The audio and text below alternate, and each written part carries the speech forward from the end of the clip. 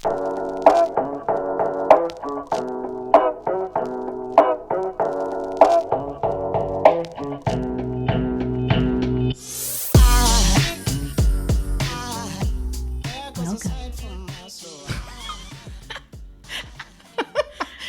seductive. Welcome Welcome to WTF Stories and Advice. Very bad advice.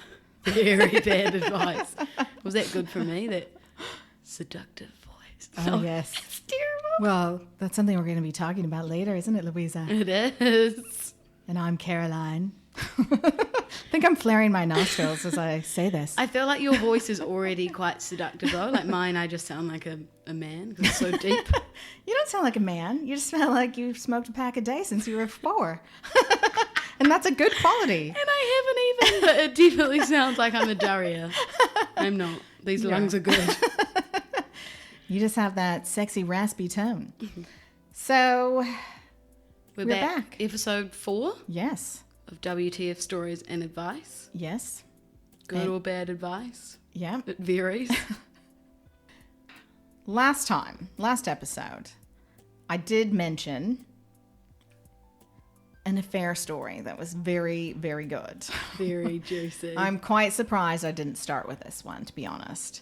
And I actually wrote about this one in my book because it was relevant to the topic, which is how to quit smoking without feeling like shit. So this is a story about a client. I'm going to fudge some details so it's not identifiable, but it's just too good not to tell. Oh, I can't wait. I love a good affair story. So this is a story of a client who came to me originally for kind of stress and anxiety. And he's very good looking, tall, incredibly well dressed, just had an aura of success about him. And he comes in and he just says he's been very stressed and, just needs some help about how to kind of handle that. And he's got a very stressful career and he's married and he's got 4 kids. And I start asking him kind of lifestyle questions like, do you smoke? Do you exercise? He says, yes, he smokes, and he smokes 2 packs a day, which I was like... 2 packets of cigarettes a day? Yes. And I'm like, wow, okay. So how long have you been smoking? And I'm thinking, your whole life, right? You get up to that level, it takes a while. And he's like, a couple of months. And I'm like... Something's happened. Yes. What's happened in the past couple of months that would cause you enough stress to start smoking that much? And he's like, nothing. I don't want to talk about it. Just, help me quit smoking then. And I'm like, well, I need to know why you're smoking, what's causing that stress in order to address it. Because if I just tell you, you're just not going to smoke anymore and you're going to feel great. I call that putting glitter on shit, right? Yeah, it's you need to know to do your job. You've still got this underlying program that smoking is serving a purpose. There's always a payoff. So he kind of breaks down and admits that he's found out his wife is having an affair. And he adores his wife. They have 4 children. He's madly in love with her and has been devastated to find this out. And he was suspicious for a while, but he hired a private investigator and caught her red-handed. Ooh, that's like a movie. I know. And he tells me that who the guy is. And I know the guy. And who the wife's having an affair with. Yes. This guy is a very well-known personal trainer who is a total Lothario, right? And his thing is married women. So I actually trained with him years ago when I was married, and he tried his damnedest to get into bed with me. And some people just go after people who are in relationships. That's his thing. Chase. Yeah, it's like, and maybe because then there's no commitment or it's safe or I don't know, but he's a creep, basically. Ugh. So the color goes out of my face because I know this guy. And he's like, do you know him? And I'm like, I've heard of him. And he's like, have you had an affair with him? And I'm like, no. And he's like, you have. I can tell by your face you're lying. And I'm like, no, well, he tried, but I didn't. And he was like, oh, well, yeah. she's not going to be bothering her anymore. And I was like, okay. And I'm thinking, oh God, did he give him cement shoes or something? Like, Yeah. And he said that he went to his house and he told him that if you go near my wife again, I will spend every cent I have destroying your life. And this man is hugely wealthy. So his career would be over. No more personal training. No more personal training. He'd be, I don't know what the hell he would be doing. Begging for money in the street in his wheelchair, basically, because he would have been kneecapped. So I'm kind of like, oh God.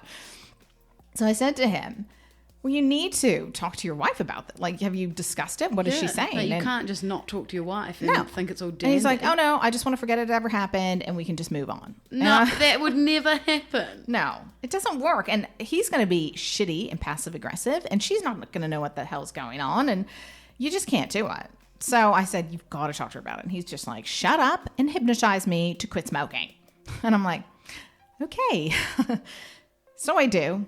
And he walks out and he thanks me. And I just said, again, I really believe that you need to say something to your wife. You have to discuss this. You can't just unknow this and forget it. And he's like, oh, you could hypnotize me to forget it.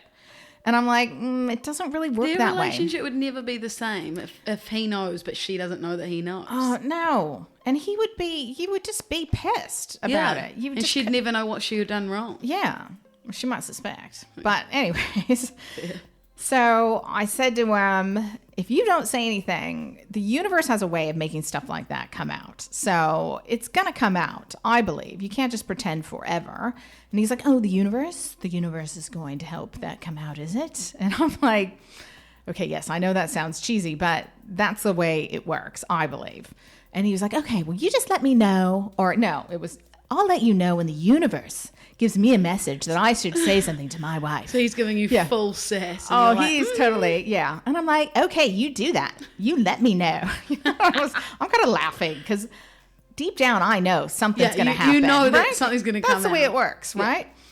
So I was going on a date that night, a blind date with a friend of a friend. This guy picks me up and he's a lovely guy. He's an American as well. He has his own vineyard with like beautiful wine. So he brings this beautiful bottle of wine and he's like, where do you want to go to dinner? And I said, I have been telling people what to do all day. Your turn to choose. Tell me where we're going. Yes, now. I don't want to decide this. Poor guy's a bit like, okay. And he's like, oh, there's a really good Italian restaurant around the corner. Let's go there. And I said, fine. So we go there. We walk in. We ask for a table. They said, no, we're fully booked. Sorry. So we walk out. The maitre d' comes running back after us and says, I got a call just a second ago of someone canceling. So there is a table if you want it right now. You're like, yes, I need a pasta. Perfect. Yeah. Pronto. I need a freaking wine and some carbs. So we go in and we're seated next to my client and his wife. No. Yes. And so the universe provides. Oh, yeah. So I'm sitting next to his wife. He's sitting kind of like next to the guy who I'm on the date with. The color drains out of his face. And he had some beautiful tan that he had just gotten back from Fiji. Straight white? Oh, white. Green, almost. And I know his wife because our daughters used to do gymnastics together. Oh, and she's a honey. God. She's a sweetie, right? And she's like, oh my God, Caroline. She's like, honey, you should go to Caroline to quit smoking. You've been smoking a lot lately, and I've been telling you you should quit. This is the woman I was talking about. You need to go see her. She is really good, and she's really good at getting everything out of you to like help you deal with your problems. That's what, like her friends were saying. I hadn't seen the wife as a client. And he's like, He can't even speak, just mumbling. Yeah, he is so in shock. And I'm a bit like, and I'm like, here, I'll give you a card. Because the universe is funny that way. It just makes things happen, not just randomly. It can't be a coincidence. I'm like, hand him my card. And he's just like, thanks. And yeah, and then I proceed to have this very awkward dinner with this guy who's like, because they would just be he would be listening to your conversations on the date, and terrible. And they're having an awkward conversation because he knows that I know, she doesn't know we know anything, and it's just like this elephant in the room. Oh God. And it was, oh God. Anyways, so finished the date. The next day he calls me and he's like, so is that what you're talking about with the universe? And I'm like, Yes. And he's like, so that's a sign. And I'm like, honey, that is a lit up billboard. Yeah, that like, is not that is a full-blown sign. Yeah. You don't get a bigger sign than that. And he's like, okay, what do I do? And I was like, you just gotta like come out and say it. Maybe have a wine or two before. Yeah, say a couple of shots. Come out, and you don't need to be angry about it, but you got to be honest, because it's your relationship's not going to be repaired if you don't. So he did. He ended up having quite a few sessions with me, and lovely guy. They ended up breaking up. And really? Yeah, I think they just couldn't get past it. Thinking that he could without telling her, impossible. Yeah. So really sad. But they both have new partners now and are really happy, and so it's all good. And I think the thing with that is stuff like that does happen. And what you have to do in the moment is trust that no matter what happens, it's going to be okay. If this relationship isn't working out, that there's something better for you. Yeah. And like every People trauma I've always had. cling on to that, this is all the best I'm going to get, or, what if, or what happens. But as soon as you end something like that, it almost feels like a weight off your shoulders. Yeah. And then you know that there's something better coming. Exactly. But I think people they don't trust in that. No, they don't trust their gut instincts. They just stay with what's safe and secure. Yeah. So fascinating though. And I have so many stories like that of coincidences. You must just have so much juicy stories in that head. Oh, I have so many that I just can't tell. But maybe one day, maybe I'll tell them to you, and you can tell them of ones you've heard of my friends. Yeah, exactly. My young friends. Yeah. So this article has basically just gone viral online, and I think it's probably the funniest thing I've ever seen. So the headline is, she went on one date, and then bombarded him with 65,000 text messages. 65,000. 65,000 text messages. I don't think you can get a worse stage 5 clinger. I don't think I've ever sent 65,000 text messages in my entire life. Like, we have a friend of mine, and she once texted a guy 19 times in one night, and we always say, can't stop, won't stop. Call him 19 times. But 65,000. Over what period of time? Okay, so it says that they went on a date. It wasn't very good. One date. He blocked her from the dating app. That was last year, and soon after things went very, very wrong. So she was sending him about 500 texts a day. Oh my God.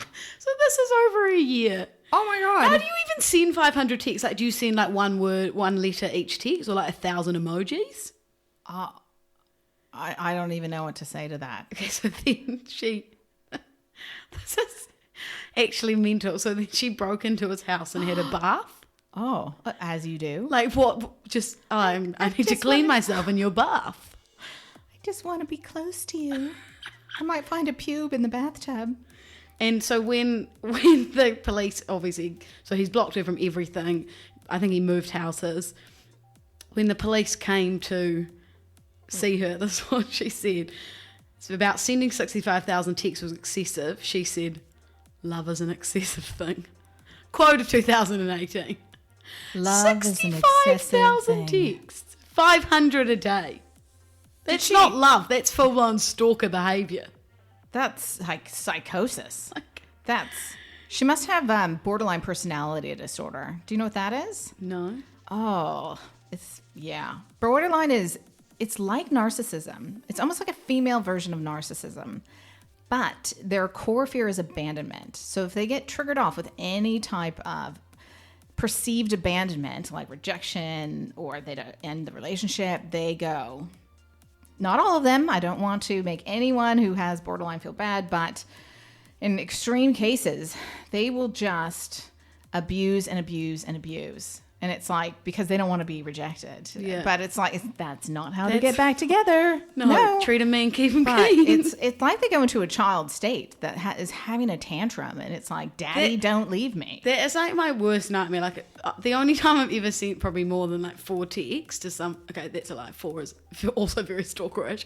I mean, with someone who I'm not with would be if I'm drunk. Like, if I woke up and I've sent more than like 3 texts to someone, I will die of embarrassment. Yeah. That is the worst feeling. Yeah. Or looking at your call log and you're like, no, I called that person twice last night. Why did I do that? Oh, they need that app where it's like, you are inebriated. Yeah, please do not text this person. Yeah.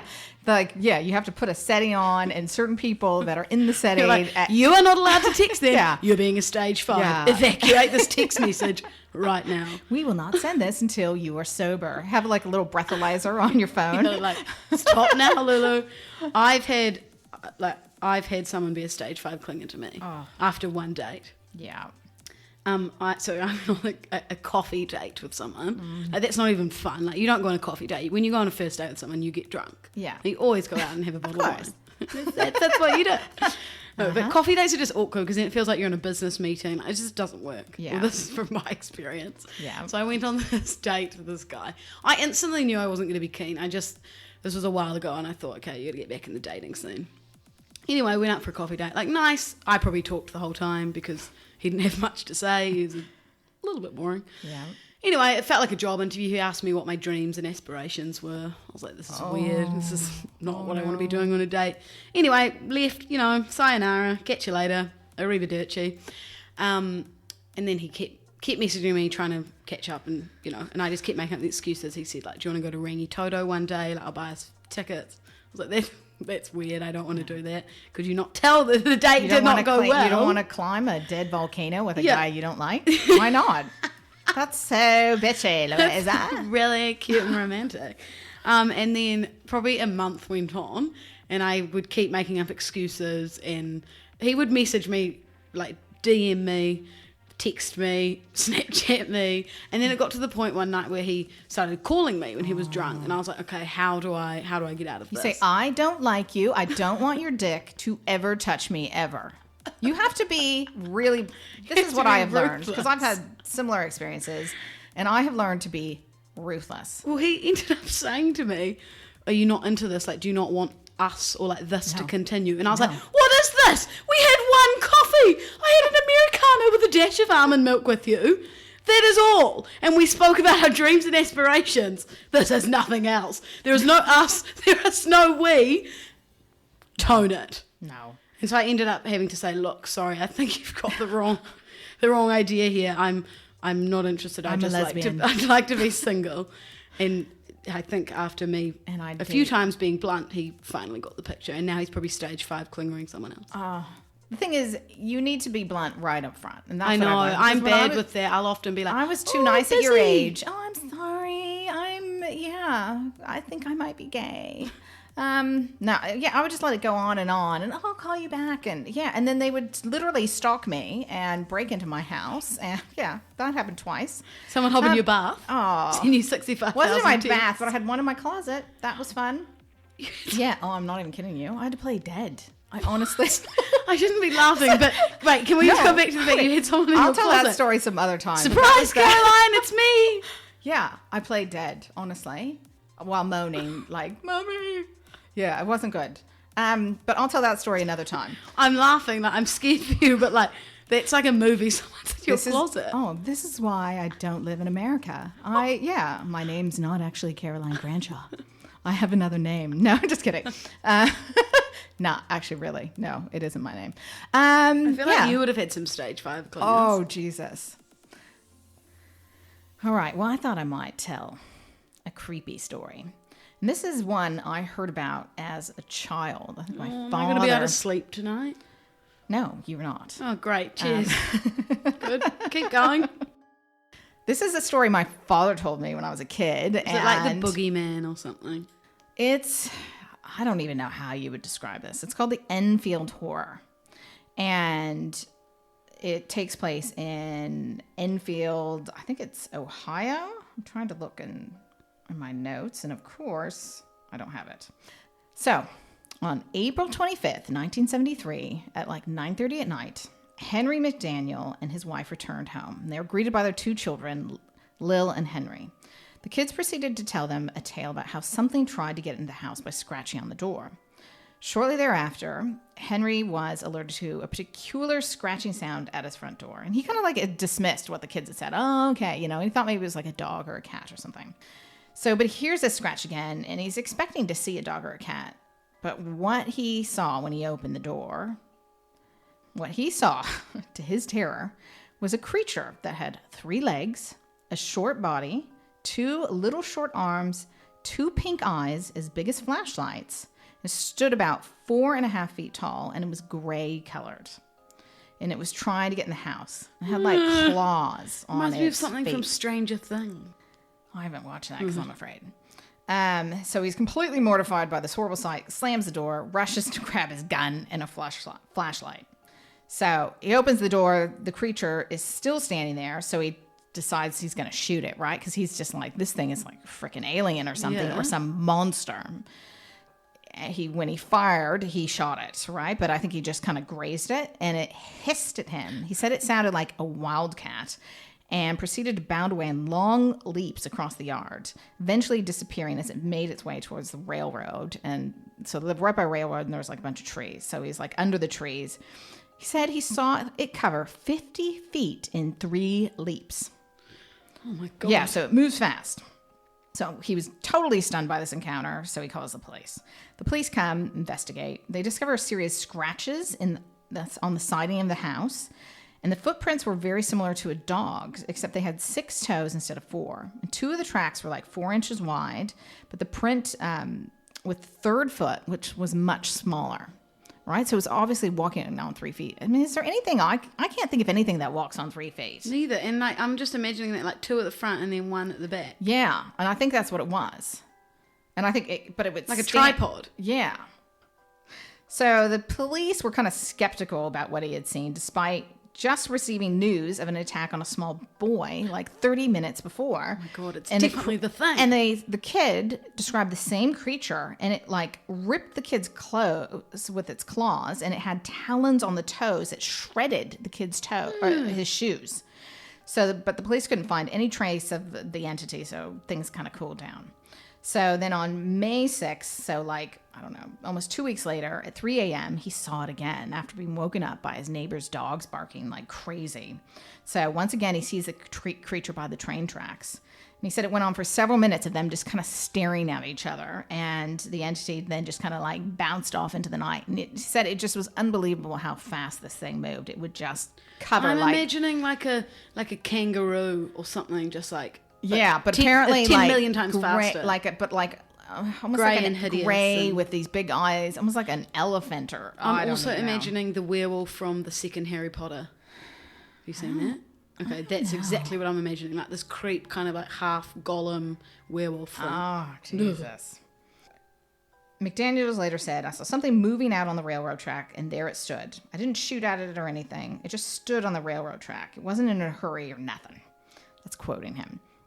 And soon after, they called it the Enfield Horror, right? Because that's the town.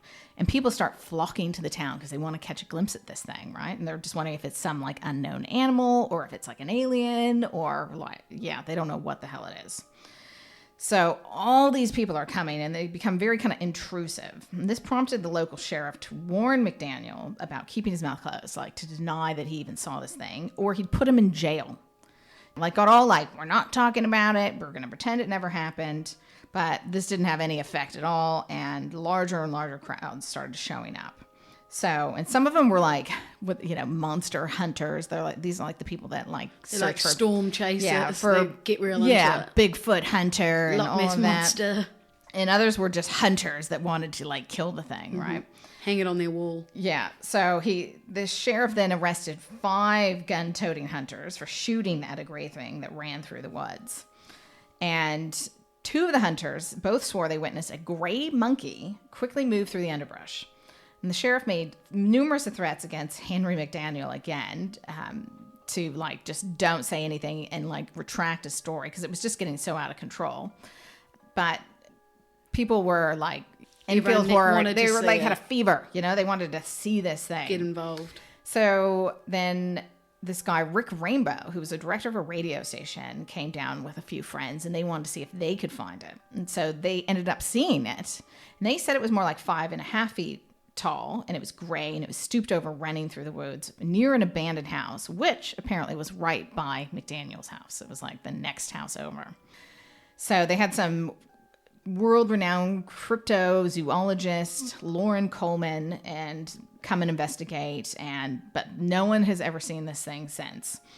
And Lauren told the press he traveled to Enfield. He interviewed all the witnesses. He looked at the siding of the house where there was like all these claw marks, heard strange screeching banshee-like sounds, because apparently like this radio guy recorded the noises it was making when it was like running away. And he's walked away bewildered and thinking actually there is something to this. Like a bunch of people aren't making it up, because there's several witnesses. But after that, it was gone. Never seen again. Never seen again. So pretty creepy. I don't know. So it's like the Loch Ness Monster or Bigfoot. Yeah, myth. They're always finding new kind of animals. Well, that's like there was sightings of like a big black panther down in was it Ekara or like somewhere down in Christchurch not that long ago. Oh yeah, that's right. Yeah, but then you're like, you don't know now, are these things photoshopped because there's so much with technology, you know? Yeah. Well, this was way before. Yeah, so that's Photoshop. got to be legit. But no one ever got a photo of it. But it would have to be kind of like mass hysteria. I don't know, like for the kids to do it and the guy, I don't know. But it just makes you think, what the hell is it? Is it a monkey? Is it an alien? It's like the TV series Stranger Things. You should watch it. It's creepy, but it's so good. And it's all about kind of like this other world in this small town. Like basically exactly like that story. And there's the thing that comes and takes people to this other world. Oh, I don't like that. No, I won't be able to sleep. I'm not good with paranormal stuff. No. Like Paranormal Activity. I'm just lying in bed and then I'm like, oh my God, something's going to grab my feet and throw me against the wall. Yeah. The thing to remember was a psychic kind of medium once told me this, because I lived in definitely a haunted house in my like early 20s, and it was this very old Victorian in San Francisco. And there was always kind of like rattling and doors would open, and I would just always get freaked out. But it was rent control and beautiful apartment for like nothing, right? So I wasn't moving. You're like, nah.